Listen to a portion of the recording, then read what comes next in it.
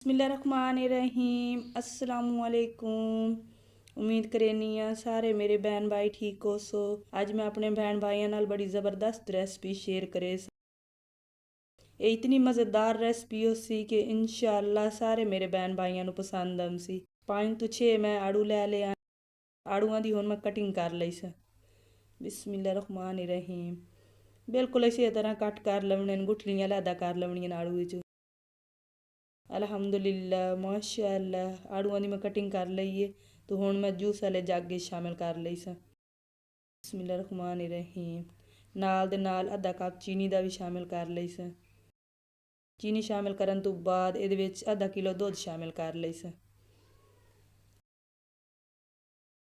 ढक्कन बंद करके जूस तैयार कर लई सा। आड़ू वाला मिल्क शेक तैयार कर लई सा। ये इतनी मज़ेदार रेसिपी है कि सारे मेरे बहन भाइयों को पसंद आम सी। एक बार ज़रूर ट्राई करिए घर में ये वाली रेसिपी। कितना मज़ेदार आड़ू वाला मिल्क शेक तैयार है पी है।